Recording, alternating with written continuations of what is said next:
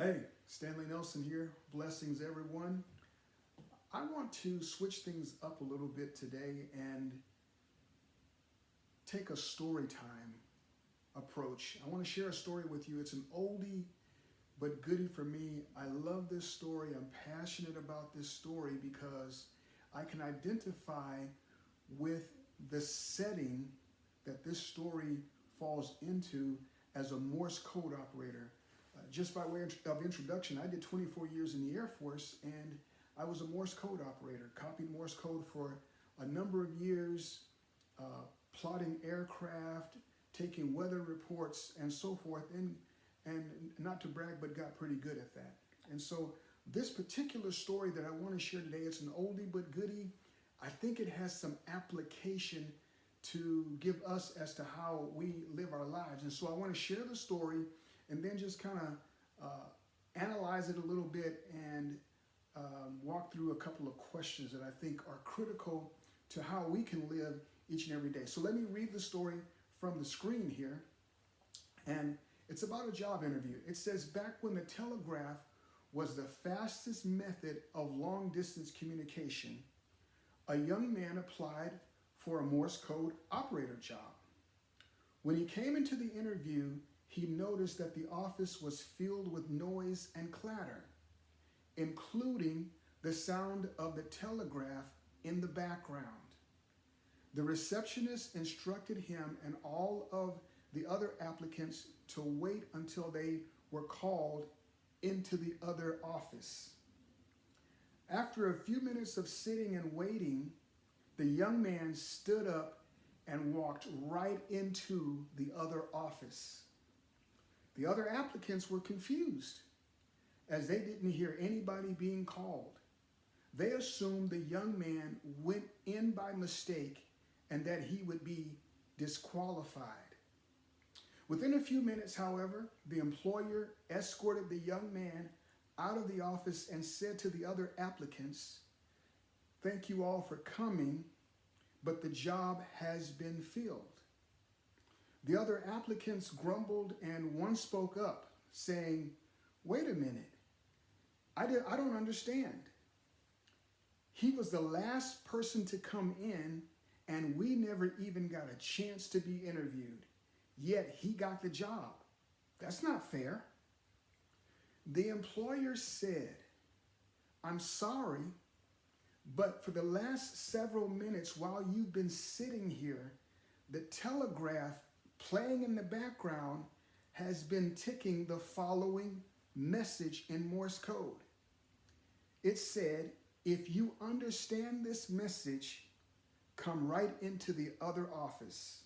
The job is yours.' And none of you heard it or understood it. This young man did, and the job is his."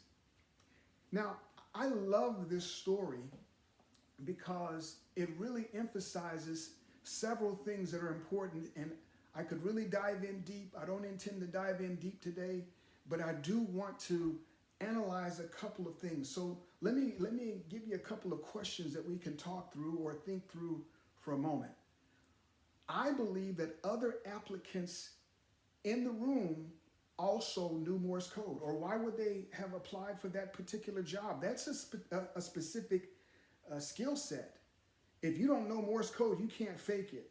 So I believe that other applicants in the room also knew Morse code. Hopefully you agree. So then the question is, why didn't they hear or take action? And I want to give you a couple of reasons, and you may have others, and I think that's great. Part of the reason for sharing these types of things is to get you thinking and to be thinking about how certain things apply to you and how we live our lives.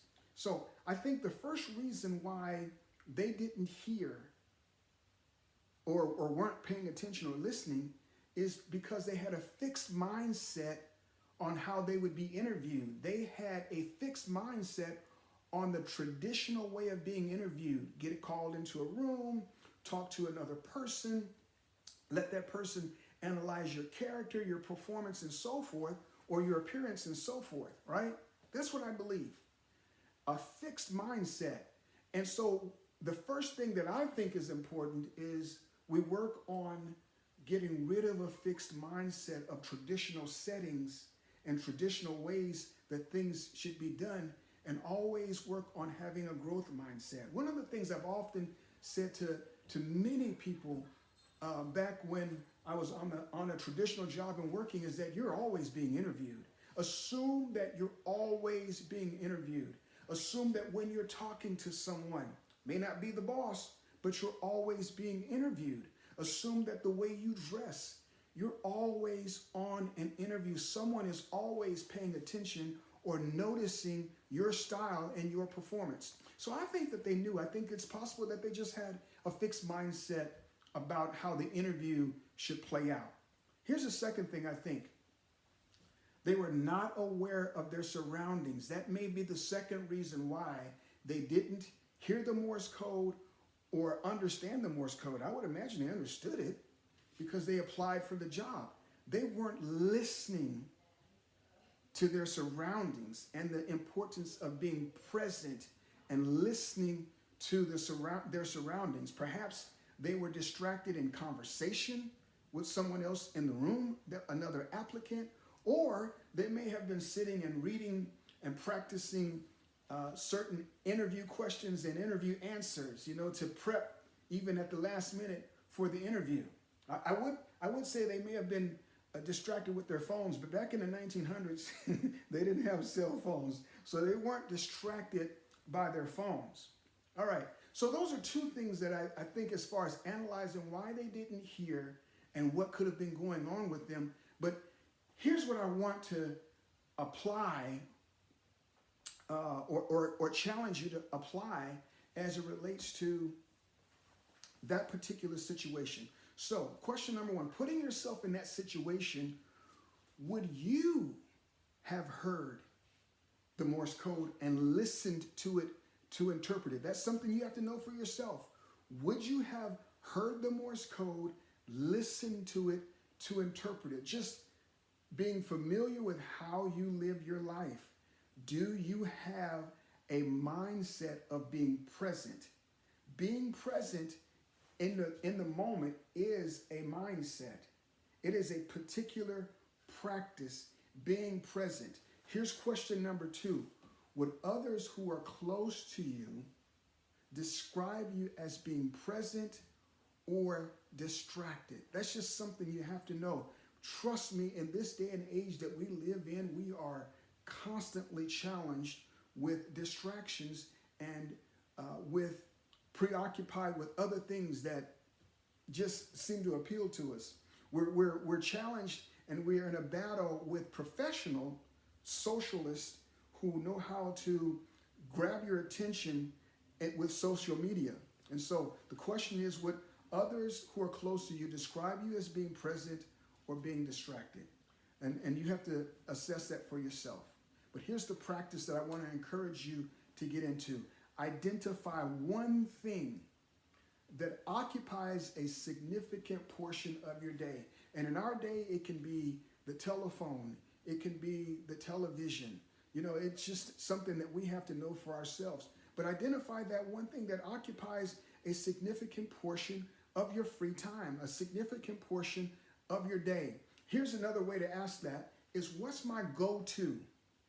What is my go-to when I don't have a critical or pressing matter to take care of? What is my go-to? Notice what I turn to or what you turn to when you don't have anything else that's a pressing matter to go to. And then now, so let me give you the practice. The practice is this. Ready? This is not going to be easy. You're not going to like this. The practice is sit in silence. Sit in silence for 5 minutes, no distractions. Whatever that distraction would normally be for you, the cell phone, television, just sit in silence for 5 minutes. Now, don't sit in silence or sit not messing with your phone or the TV and replacing it with something else. That's not what I'm saying. Sit in silence and notice your surroundings. Listen for the birds singing. You might even listen to your precious heartbeat that God has given you. But sit in silence for 5 minutes. Just practice that once a day for 5 minutes, and then increase it to 10 minutes, increase it to 15 minutes. Now that's a challenge, but that will help you be present. Be present. Put the phone down, put a book away, and be present when you're in different conversations with others. Be present when you're in an interview situation. You understand, you get it. And so I just wanted to share that story with you and some applications that you can take from that story. I'm Stanley Nelson. I want to thank you for taking a few moments to be with me today.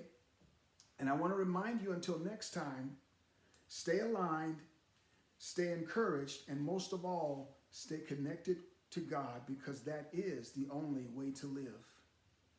God bless you.